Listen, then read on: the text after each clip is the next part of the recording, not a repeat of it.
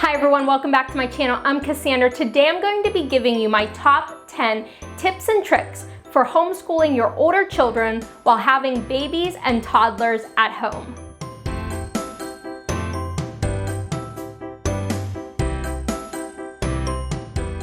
All moms are so amazing and are superheroes. And if you are a mom who's trying to teach your older children while having younger babies and toddlers in the house, ladies, you take being a superhero to a whole new level. If there are days that you feel really frustrated and just irritated with how the schooling went, don't let this get you down. Know that this season of your life is going to pass so quickly, and just give yourself some love and grace. I'm a homeschool mom of 3 young kids, and there have been many days of trying to juggle and navigate teaching my older child while taking care of my younger babies and kids. These tips and tricks that I'm going to be giving you today have really helped our home, and I hope that they can help your home as well. All right, so tip number 1, really try to create a plan and do not use a schedule. I think we all have the tendency to write down everything and create a great schedule for the day, but we all know that when we have babies and toddlers in a house, they do not follow a schedule whatsoever. Once you start even feeling like you have a schedule, they suddenly change their nap time or when they're going to eat, or maybe they're up all night and mama's just really tired and can't start the day like she likes to. So when you put times on everything, you're just going to be very frustrated with your day. So simply get a planner and just write down what your child needs to do for school for the day. Don't add extra things, don't add electives, simplify what their schooling is to what they actually have to do.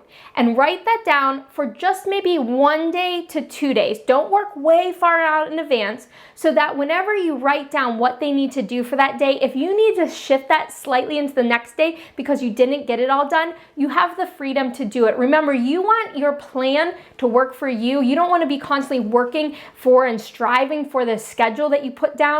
Keep it relaxed and be able to go with the flow by creating a plan. And if you have any other questions with using a plan versus a schedule, I have a video and I have the link below that I talk about plans versus schedules. It may help you. You may want to go check out that video.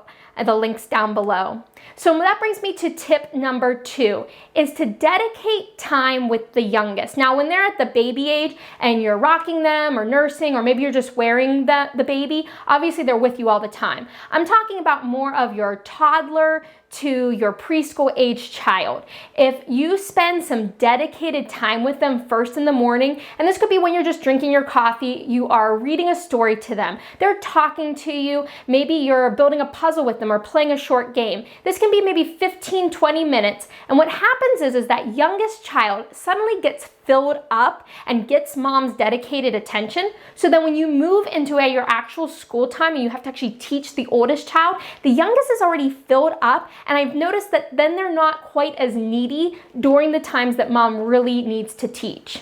That brings me to my tip number 3, is to use your nap times. You know, I know that means that maybe the flow of the day isn't exactly what you want. Maybe you're teaching first in the morning, there's this large gap of time, and then you're using maybe an afternoon nap time to teach your older child. You know, maybe that's not the flow you want, but remember, this is just a short season you're in, and use those nap times well. Know that when you lay that child down or that baby down, you know, they might only be down for 10 minutes because sometimes babies just don't like to nap. So if you have the books open and you're teaching, and maybe you're only teaching for 15 minutes and you have to shut the books, that's okay too. Remember, you can move things from one day to the other. You're in control of that plan, but if there is a nap time, really try to use that nap time.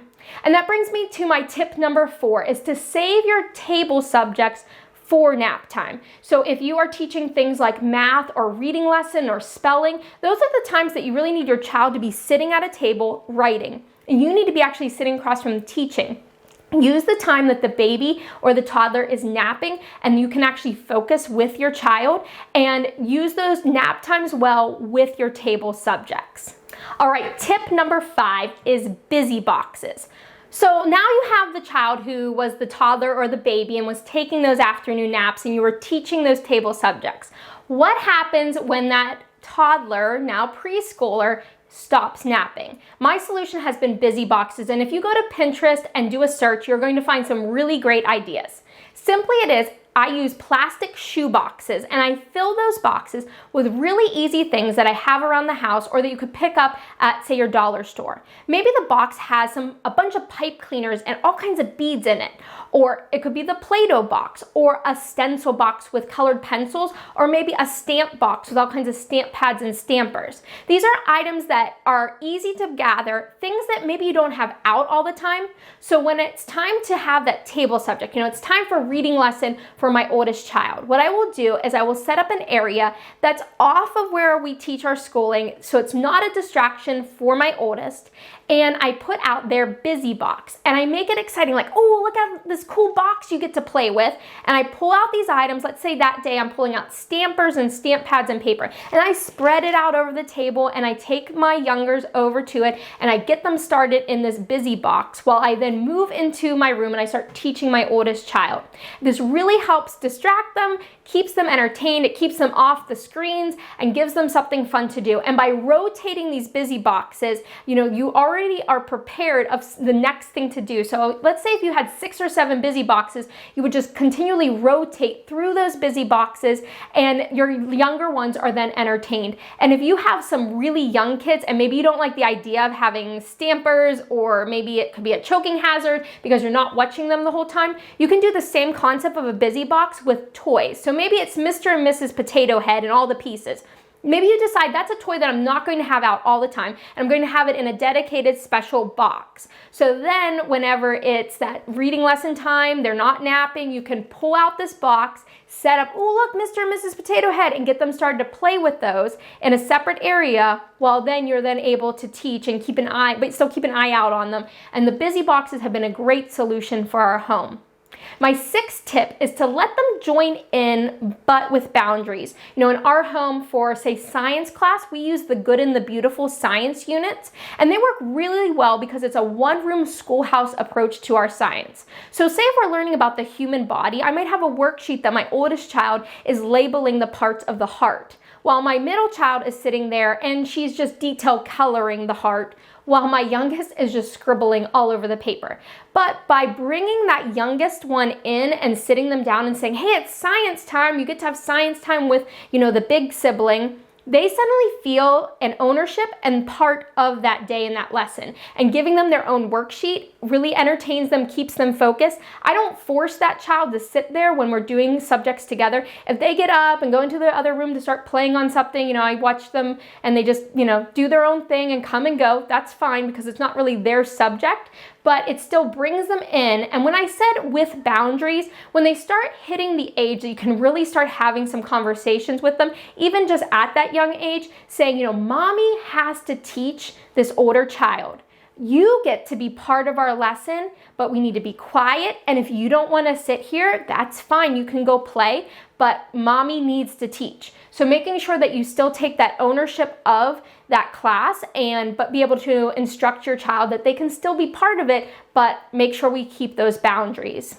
That brings me into my tip number 7 is let them have their own school time. You can easily go down to your dollar store and pick up some great inexpensive preschool books that have maybe some alphabets or counting in the books. If you are done teaching your oldest child, say you finished that reading lesson and the littlest one, toddler or preschooler wasn't part of that, don't just move on. Spend a moment and say, hey, little one, I'm done with big kid. Come over here. It's time for your reading lesson. Oh, they get so excited. They come running. They're super excited because now they get to have their dedicated time with mom, because they almost look at it as if it's that special time with mom. So sit with them. It can be like 10 minutes, 15 minutes. Maybe we do one paper out of this dollar store workbook of, the letter A, and we, scribble on the paper and color. Maybe we sing the ABCs or we count together. Whatever it is, it's just that special little time with them, and suddenly they feel like they have their own part in the school day. All right, that brings me to my tip number 8. Change the scenery. I know it seems so simple, but it really helps. So say if I'm having time that my youngest are part of our read aloud time, because obviously that's something also you can include them in, but they are being a huge distraction. I'm reading the same paragraph over and over again. I can't get anyone to be quiet. All of a sudden, if I just stop for a second, and I make sure when I do shut my book that I'm not doing it in anger, that I'm just like, hey, give mommy a minute. If I go into somewhere, like for us, it might be our laundry room, there's no windows, and I tell everybody to come into the laundry room and I just have flashlights. I sit there with my book, read aloud book with a flashlight. All of a sudden, just changing the scenery gets everyone to stop talking, stop being crazy, and the littlest ones get super excited because all of a sudden they're in this like different dark space, and then I continue reading aloud our stories. In our home, we use Sunlight for our literature-based curriculum, and so there is a lot of stories. So quiet, dark rooms with flashlights make that story time really work. Another one would be just pulling out a sheet, and I actually have sheets on hand right in my living room, and if I pull out a big sheet and I cover over maybe a part of our living room or maybe even our dining room table, then all of a sudden you have this cool fort. And it's the same thing, take them into the fort, read these stories. I also love using clipboards, and I have those everywhere as well. So if, say, instead it's my oldest child just having trouble focusing, if I just clip their math worksheet to the clipboard, and then I take them into the little fort, and then I use my flashlight and I shine it on each of the problem that they're doing, just changing where you're at can really make a difference, especially with those little toddlers and preschooler kids around. That brings me now to tip number 9. Use snack time. I think any kid, when you give them food, they're just going to be very happy. So what I do, because I think homeschooling, you do have the tendency of kids constantly asking for snacks, which can be a distraction for the day. I like to, the night before, create my veggie bin, which is just a big container, and I cut up lots of veggies and I have them already ready in this container in the fridge. Then my kids know that there's a specific time for snack, right around like say 10:30 is snack time. So if after they eat breakfast, if they keep asking for snacks, I say, wait, you gotta wait till snack time. Then whenever it is snack time, I can just go to the fridge, pull out this big container. Now snack time's ready to go.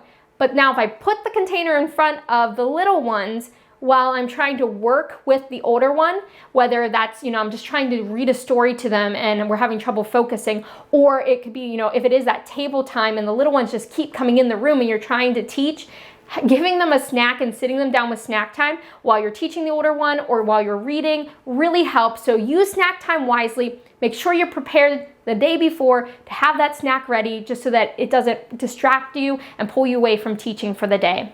So that brings me to my final tip. Tip number 10 is learn to shut the book and walk away. I think we all want to get through the lesson and we want to make sure that we're teaching our kids well, but there comes to a point that you can hear it in the tone of your voice and maybe how you're feeling, that all of a sudden you're like, I'm gonna lose it. Before you get to that point, know that the curriculum is supposed to work for you. You're in a short season of your life that's really crazy, and it is okay to say, I'm just gonna shut this book and we're gonna do it tomorrow. And I try to make sure I shut it not out of anger, because I do notice that causes my kids to react like, no, mom, I'll keep going. But if I just shut the book and I'm like, hey, you know what? I think we all need a break. I think we're done with this for the day. We'll do it tomorrow. And I use that tone, then we're done. It causes some, peace, and everybody's okay. So know that it is okay, especially in this season, to just shut the book. So hopefully these 10 tips can really help your home. If you have young babies or toddlers in the house and you have any other tips that I didn't mention, leave those below. I know they're gonna help some people. And before you leave, don't forget to hit that like button and that subscribe, and I will talk to you soon. Goodbye.